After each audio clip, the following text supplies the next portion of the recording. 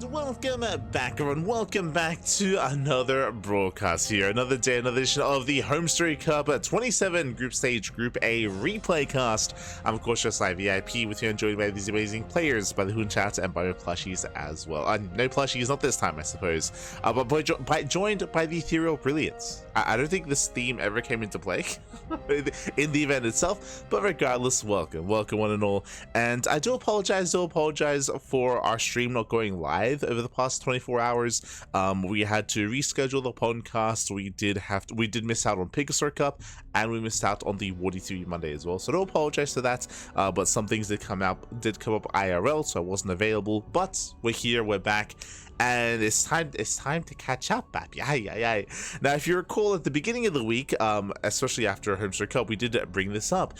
We were the B stream. The official B stream for HomeStory Cup. We were quite busy over the weekend, but during HomeStory Cup, during the group stage, there were a bunch of matches that never got casted.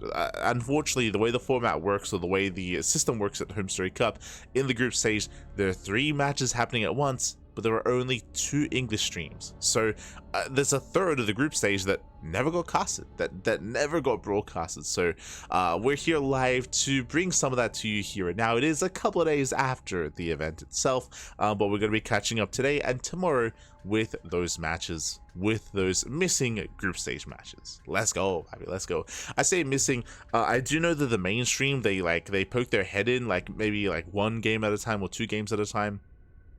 If you recall, the way the mainstream worked was that they had an observer in both series at once, and whenever they had some downtime, they'd hop over into another series so they could jump back and forth at times, just to minimize downtime. But we're here to catch up on the series from beginning to end. Here we go. When it comes to today's matches here, we're going to be starting things off with MaNa versus DnS, followed by Lambo versus DnS, MaNa versus Optimisk, Ryung versus Optimisk, and MaNa versus Fiant. At the time, we were covering most of Fiant's matches. We're covering most of Fiant and Optimisk, their matches being covered here on the channel. On the mainstream, they did cover most of Lambo's series. Still have 1 Lambo series here to jump into, but yeah, let's go. Let us go. Going to be kicking things off here with our PvP as we jump into game 1 on Daylines.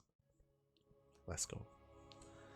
But again, I do apologize for not being live for the past 24 hours. Again, it's always rough because, fun fact, that was our first day not going live in months. In months, papi. I think our first official last day off was the 25th of December last year. But I know that there was 1 day that we had off just because I think of I think I had no internet at the time or no electricity. But I remember there was 1 forced day off that we had in March. So since March, we've been live on a daily basis every single day, at least once a day, typically twice a day, until now. So smooch. We'll try to keep our streak going. We'll try to keep it back up. As spawning in the top right hand corner of Leylines, we have the Polish Protoss player. We have the blue Protoss representing Team Liquid. It is MaNa. And spawning in the bottom left hand corner, we have the French Protoss player. We have the red Protoss. It is DnS. You look after yourself. I know. Thank you, Rowdy. Thank you. Do appreciate it. It's the Rowdy. Hope this is not pre-recorded. No. We unfortunately we have not. We don't do that. We don't pre-record or rebroadcast on the channel. I think maybe we've done that once. Actually, I think maybe once we've done something along those lines. Maybe a couple of years ago, back in 2021 or something. But we're live. We're live with replays. For now, though, we're going to be opening up 2-gate opener here out of DnS. Likewise, a 2-gate opener out of MaNa as well. We are going to be hiding our initial probe here on the map, and we will hide the second pylon. Okay, so DnS with a cheeky opener is going to be hiding his pylon, making it look like he's going for a cheese, looking to go for a proxy or an all-in, when really he's scouting. Really, he's just moving out. He is scouting instead. MaNa across the map is none the wiser, though, as he is scouting into the main base. Yeah, there we go. He does confirm the pylon is missing. So MaNa knows that something is wrong. We can see that everything is normal, but MaNa is not fully aware. Not yet. Also, it's great to see DnS once again. I think I said this at the time, I'll reiterate. DnS, he was a very active and very prominent player in the European region even a year ago. If you remember DnS, he was on Berserker. He was on Berserker Esports. They were a very active team. They were competing in WTL, but of course, when WTL went on hiatus, an indefinite hiatus, Berserker, they did disband their team. They disbanded their pro roster, and as a result, players like Mixu, became teamless. DnS also became teamless, and since then, we just haven't really seen DnS be too active since then. DnS Shutdown is another good example as well, where honestly, like DnS and Shutdown, they were both performing really, really well and both improving and kind of rising the ranks of the European Protoss region, or Protoss scene, I should say. But yeah, they've been a little more inactive in recent times, so it's great to see DnS once again. Great to see him again. Yeah. Again, we used to cast him more regularly when, WTL was around. Meanwhile, Deladet does move out across the map. MaNa, he will find the pylon, is now fully aware that there's no proxy, there is no shenanigans occurring behind the Stargate opener out of MaNa, and is moving in. Oh, is trying to at least, but DnS, does miss the force fields, and will maybe get one. No, not even at Epsi. Do come into the shade, but the wall is solid, forced to recall, and MaNa will escape with everything. And will escape. Oracle moves out, checking the vision. I believe DnS just went for the hallucination. There we go. He is moving in now. Does confirm the Stargate is aware of the Oracle. So thankfully, DnS, he is fully aware of what's coming his way. Behind this, the army's getting in position. It's a late reaction, it's a late scouts, but does get here in time. Does get here in time. The Oracle is going to be zoned away. Is going to be forced back. Likewise, Twilight Council opener or follow-up out of MaNa. So Stargate, Oracle in towards Blink. I believe only invested into the first one. Yeah, only one Oracle from the side of MaNa. Only one. Does gain map control.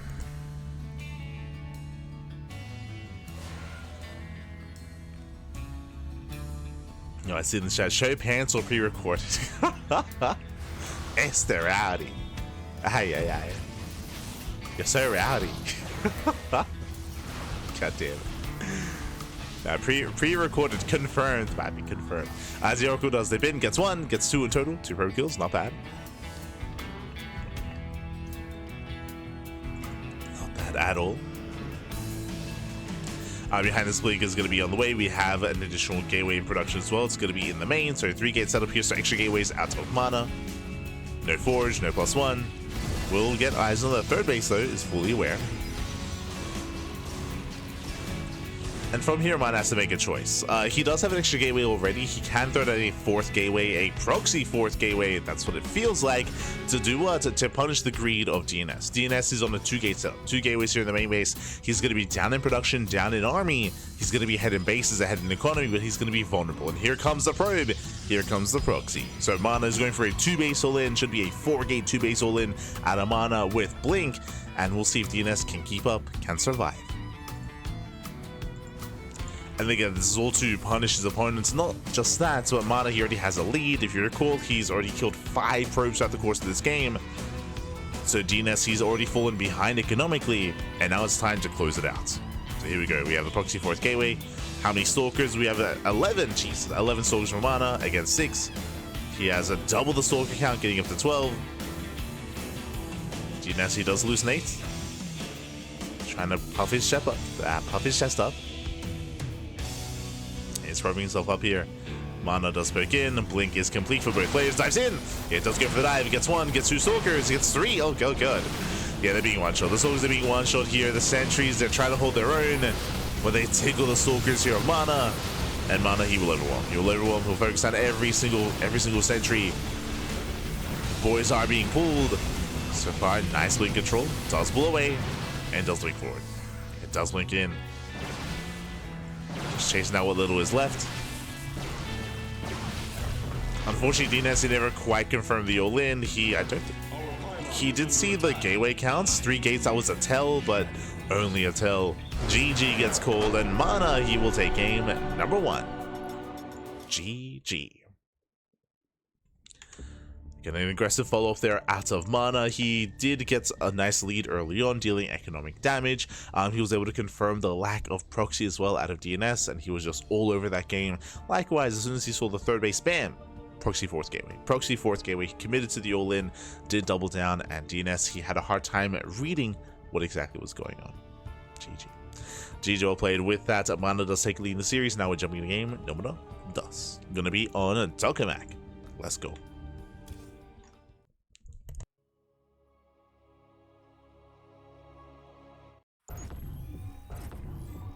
Yeah. And spawning in the bottom left-hand corner of Ducklings, we have the Polish Protoss player. We have the blue Protoss leading the series 1-0. It is MaNa. The manager for Team Liquid. And spawning in the top right-hand corner, we have the French Protoss player. We have the red Protoss down in the series. We'll see if he can bounce back. It is DnS. We go.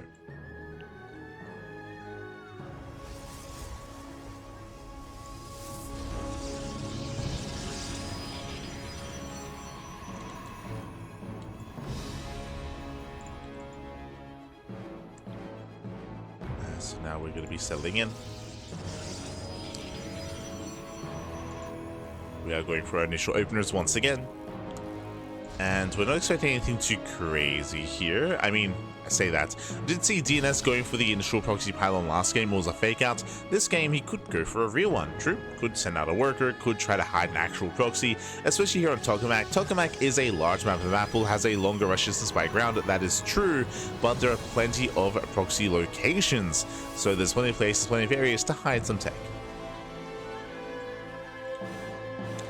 Probe does break in for his scouts. DnS, he's active on the map. He's being active.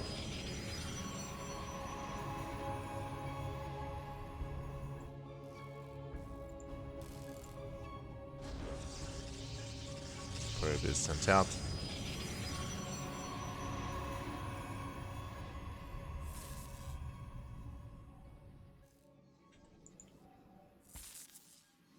And so far, there's nothing hidden. There's nothing hidden. There's no pylon out on the map. There we go. Second pylon here for DnS in the main. Likewise, second pylon for MaNa. So no one is hiding anything. We do have some standard builds so far this time from both players. So calming things down. Pylons have been placed. Here's going to be Stalker Sentry out of MaNa. Stalker Sentry out of DnS. Standard builds. Settling in. So after an intense game one, here everything's looking pretty normal, pretty standard, pretty macro. Obviously, we can still turn this into an eventual 2-base all-in, so we'll keep an eye on the gateway count. As I mentioned last game, one of the signs of aggression from MaNa was the fact that he had a third gateway. Like, that is not usual, or that is not typical. That is something that you can take note of. And we saw that DnS, he was cutting corners last time by skipping his third gateway and going for the faster third base. So there are different tells here that we can see one player be more aggressive than the other. And likewise, from here we can also go for a Stargate opener as well. But for now, we are expanding.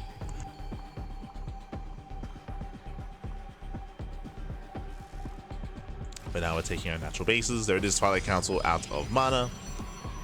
Opening up into early blink, and we'll see where DnS takes us. So you're waiting for our tech of choice.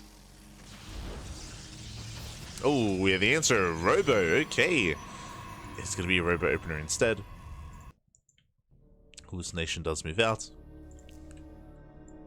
and we'll get a read on what's going on. It does get a full scout of the main. Is now aware of blink.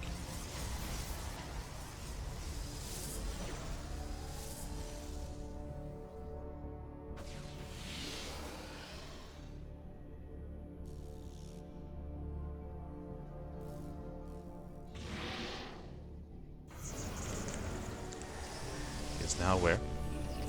Behind this, DnS going into a river opener typically means that he's going to be the more defensive player. He does have extra early immortal production. He can go for a prism to be aggressive across the map and to harass a little bit. For the most part, though, he should be the more defensive player here, at least initially. This can turn into a 2-base all-in with a Glaive Adepts, true, so we'll keep an eye on the Twilight Council timing. Otherwise, MaNa, he'll have the more mobile army instead. He gets a full scout, he's fully aware of the river opener, and MaNa, we'll see if he responds with a faster third base into a greater economy, or with aggression, as DnS does take the third, and MaNa does scout. Adepts are moving in. Ooh, the third base is going to be delayed. A nice pick off here from DnS. Does delay. Shades away as well. So it does have a nice lead, but MaNa, he's going to play catch up. And looks like he does intend to expand. Goes on the pylon. MaNa is only on 2 gateways. And the probe 6 around. So will expand. So both players are taking their 3rd bases. Again, MaNa, the pressure is on him to be active, so he's moving out. He needs to. He needs to poke in, get a pylon, get a shield battery, get a unit here or there. Do whatever he can.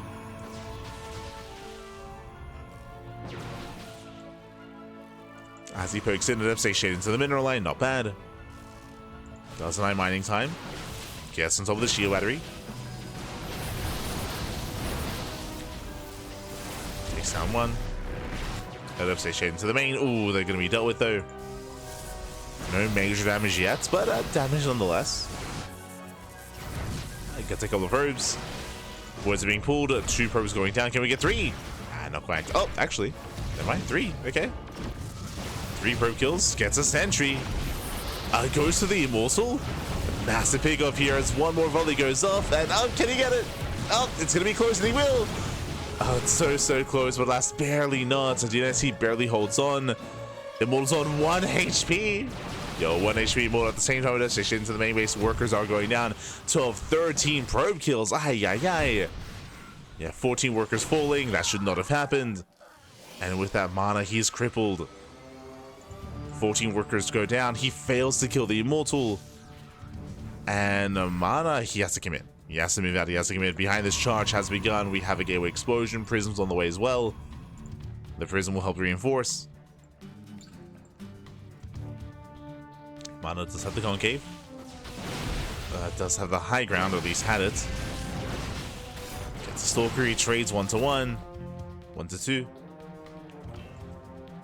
Does trade. Oh.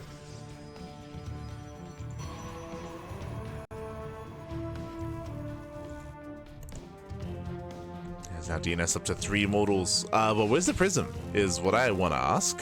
He's making more mortals behind this. There is no Prism. There are no reinforcements. DnS is overextending. He's heavily overextending. There's that recall. 1 immortal goes down. Whew. Does get 1. Again, DnS being a little bit too cavalier. He does get 7 more probe kills. Again, DnS, he has the economy. Meanwhile, MaNa slipping into the main.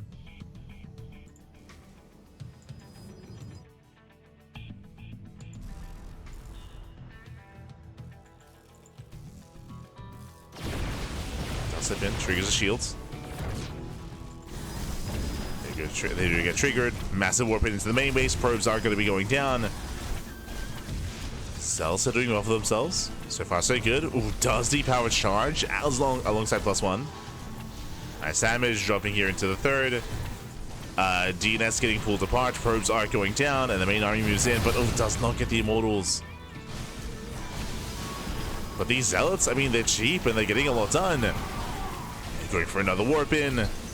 The main base is getting depowered.